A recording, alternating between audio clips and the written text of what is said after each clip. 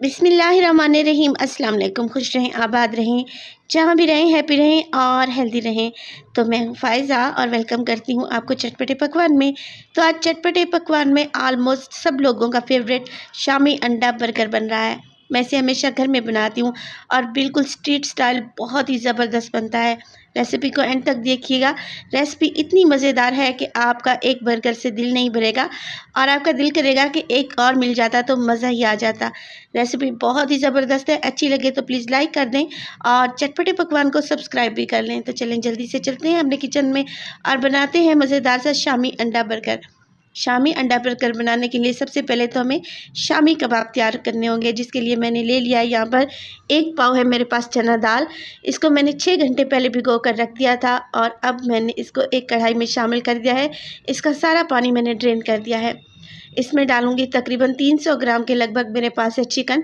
Chicken मैं यहाँ पे बोनलेस इस्तेमाल कर रही हूँ, आप चाहें तो हड्डी वाले चिकन का भी इस्तेमाल कर सकते हैं, कोई इश्यू नहीं है। इसमें डालूंगी 2 गिलास पानी। पानी इतना डालेंगे कि दाल इसमें अच्छे से गल जाए। मसालों में इसमें शामिल करूंगी नमक तकरीबन हाफ़ टेबल स्पून, सुरख मिर्च का पाउडर इसमें जाएगा 1 टेबल स्पून भर के। इसके अलावा इसमें डालूंगी हल्दी तकरीबन 1 टीस्पून के बराबर। इसमें जाएगा धनिया पाउडर 1 टेबल स्पून भर के। इसके अलावा इसमें चला जाएगा ज़ीरा तकरीबन हाफ़ टेबल स्पून। ये चीज़ें डालने के बाद इसको मज़ीद फ्लेवर देंगे और इसमें डालेंगे गरम मसाला तकरीबन हाफ़ टी स्पून के बराबर। तो ये चीज़ें शामिल कर दें और इन मसालों को बहुत ही अच्छे से मिक्स कर लें। इसमें डालने लगी हूँ मैं कनौर के चिकन क्यूब्स है मेरे पास।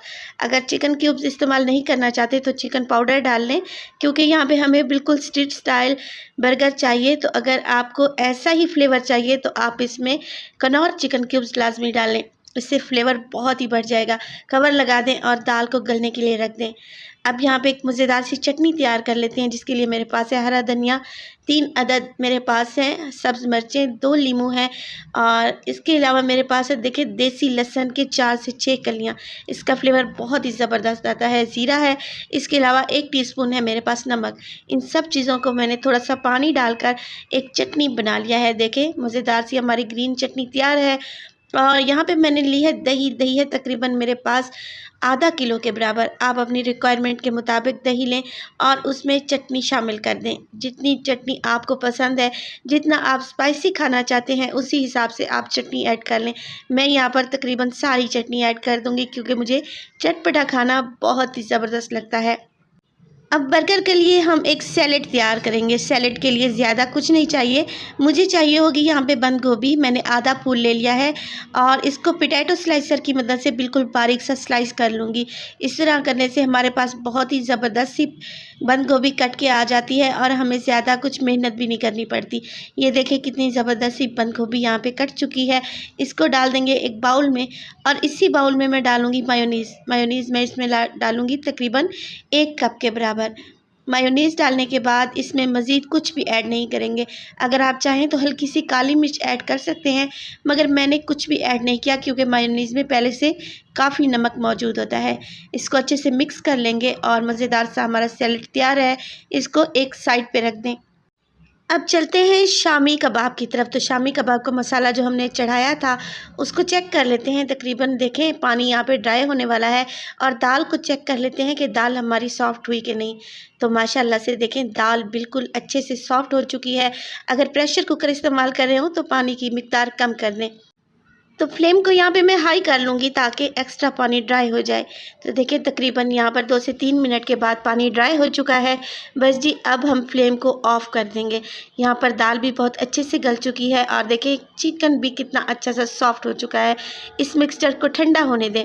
ठंडा होने के बाद हम क्या करेंगे, मैंने ले लिया यहाँ पे एक हमाम दस्ता, क्योंकि चॉपर हर किसी के घर में अवेलेबल नहीं होता। तो हमाम दस्ते में हमने थोड़ा सा मिक्सचर डालना है और इसको बिल्कुल बारीक सा पीस लेना है। अगर चॉपर इस्तेमाल कर रहे हैं तो फिर सारा मसाला एक दफ़ा डाल दें और अच्छा सा उसको चॉपराइज़ कर लें। ये देखें यहाँ पे मैं सारे मसाले को बहुत ही अच्छे से पीस लूँगी। दाल और चिकन बहुत अच्छे से पिस जाने चाहिए, बिल्कुल इसी तरीके से। देखें यहाँ पर दाल और चिकन का अच्छा सा पेस्ट बन चुका है। दाल जैसे बिल्कुल गायब सी हो गई है। बेहतरीन सा हमारा शामी कबाब का मिक्सचर तैयार है। इसी तरीके से सारा मिक्स तैयार कर लेंगे और एक बाउल में निकाल लेंगे। मिक्स तैयार हो चुका है। इसमें डालूँगी मैं हरा धनिया काफ़ी सारा। अगर ज़्यादा स्पाइसी खाना चाहते हैं तो बारीक कटी हुई हरी मिर्च का भी यहाँ पे इस्तेमाल कर सकते हैं, मगर मैं यहाँ पर हरी मिर्च नहीं डालूँगी। और देखिए धनिया को अच्छे से मिक्स करने के बाद अब हमने यहाँ पे शामी कबाब तैयार कर लेने हैं। तो थोड़ा सा मिक्स उठाएं और देखें इस तरीके से पहले आपने गोलाई में उसको बना लेना है और बाद में इसको इस तरीके से चपटा कर लेना है। तो कोई इसमें इशू नहीं है कि अगर आपका शामी कबाब यहाँ पे टेढ़ा हो जाता है, क्योंकि हमें इसे बर्गर में फिल करना है। बस जी इसी तरीके से शामी कबाब बना लूँगी। टिक्की को हल्का सा चपटा रखें और इसका साइज़ आपने थोड़ा सा बड़ा रखना है, मगर मिक्सचर जो आपने लेना है वो थोड़ा लेना है। शामी कबाब की टिक्की को बहुत ज़्यादा थिक नहीं होना चाहिए, हल्की सी पतली रखें और साइज़ में बड़ा कर लें। ये देखें माशाल्लाह से हमारी बेहतरीन सी शामी कबाब की टिक्कियाँ तैयार हैं। इसी तरीके से सारे कबाब तैयार कर लूँगी। अब यहाँ पर मैंने ले लिए हैं 2 अंडे। आप अपनी रिक्वायरमेंट के मुताबिक अंडे जितने आपको ज़रूरत हो आप उसी हिसाब से ले लें। अंडे डालने के बाद इसको मैं अच्छे से फेंट लूँगी। अंडों को जितना अच्छे से फेंटेंगी शामी कबाब उतने ही ज़बरदस्त बनेंगे। अंडे यहाँ पे मैं फेंट चुकी हूँ। तवा मैंने गरम करने पहले ही रख दिया था। इस पे डालूँगी मैं तकरीबन 3 से 4 टेबलस्पून ऑयल के। ऑयल जैसे ही गर्म होगा शामी कबाब उठाएंगे और इसको डिप करेंगे अंडे में और 1 बाय 1 इसको फ्राई कर लेंगे। देखिए कुछ इस तरीके से माशाल्लाह से कितने ज़बरदस्त से हमारे शामी कबाब तैयार हुए हैं। एक साइड से इन्हें गोल्डन हो देंगे। जब एक साइड से इनका कलर गोल्डन हो जाएगा तो इसकी साइड को चेंज कर लेंगे और इसी तरीके से उलटते पुलटते हुए दोनों साइडों से इसे गोल्डन कर लेंगे। रेसिपी अगर आप लोगों को ज़रा भी पसंद आ रही हो तो प्लीज़ लाइक कर दें और चटपटे पकवान को सब्सक्राइब भी कर लें। तो ये देखें माशाल्लाह से यहाँ पर हमारे कबाब एक साइड से गोल्डन हो चुके हैं और दूसरी साइड से भी इसी तरीके से गोल्डन होंगे तो मैं इन्हें निकाल लूँगी और अलग से एक प्लेट में रख दूँगी। हमारे यहाँ पे तमाम एलिमेंट तैयार हैं, बस हमने यहाँ पे बर्गर को सेक लेना है। तो बर्गर को सेकने के लिए 1 टेबलस्पून डालूँगी मैं यहाँ पर ऑयल और बर्गर के बन को मैं हाफ़ कर लूँगी और इसको देखें इस तरीके से सेक लूँगी। बहुत ज़्यादा कलर नहीं देंगे, हल्का सा ये टोस्ट हो जाएगा तो बस जी यहाँ पे हमारा बर्गर बन तैयार है। देखिए बस हल्का सा ही कलर आया है। दूसरी साइड से भी इसे हल्का सा कलर देंगे और इसको निकाल लेंगे। अब यहाँ पे हमने अंडा फ्राई करना है। तो अंडा फ्राई करने के लिए मैं डालूँगी तकरीबन 2 टेबलस्पून के करीब ऑयल। ऑयल जैसे ही गर्म होगा इस पर 2 अंडे फेंट कर डाल देंगे। अंडों में मैंने कुछ भी शामिल नहीं किया।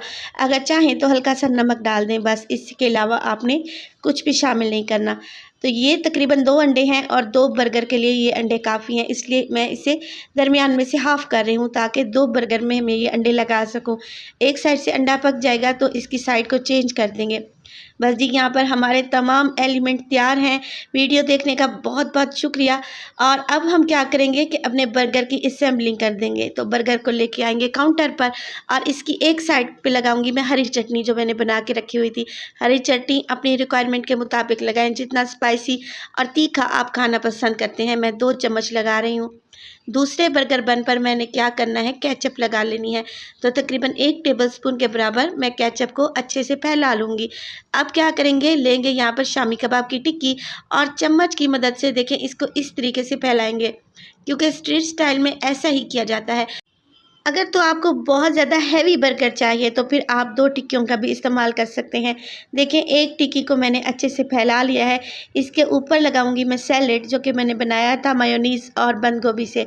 तो ये बहुत ही क्रीमी सैलेड होता है, खाने में बहुत ही टेस्टी लगता है। सैलेड लगा देंगे और अब मैंने इस पर लगा लेना है, ये देखें अंडा जो कि मैंने फ्राई करके रखा हुआ था, एक साइड पर लगा दें और बहुत ही एहतियात से इसको फ्लिप कर दें। बेहतरीन सा हमारा बर्गर यहाँ पे तैयार है। इसको दोबारा से तवे पर लेके आएंगे और इसको हल्का सा गरम करेंगे, क्योंकि गरम गरम बर्गर खाना बहुत ही टेस्टी लगता है। हल्का सा इसको गरम करें एक साइड से और दूसरी साइड से भी आपने इसी तरीके से इसको हल्का सा गरम कर लेना है। बहुत ही बेहतरीन सा हमारे यहाँ पे बर्गर तैयार है। गर्मा गर्म सर्व करें और यकीन करें जो भी खाएगा आपकी तारीफ़ ज़रूर करेगा। घर में बर्गर बनाया करें, क्योंकि ये बहुत ही साफ़ सुथरे तरीके से बनते हैं और बहुत ही हाइजीनिक होते हैं।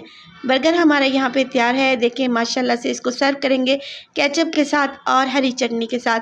मैं इसको काट कर दिखाती हूँ आपको कि कितना ज़बरदस्त सा हमारा बर्गर तैयार हुआ है। रेसिपी बहुत ही ज़बरदस्त है, रेसिपी को ज़रूर बनाइएगा। अपना बहुत सारा ख्याल रखिएगा। फ़ाइज़ा को दीजिए इजाज़त।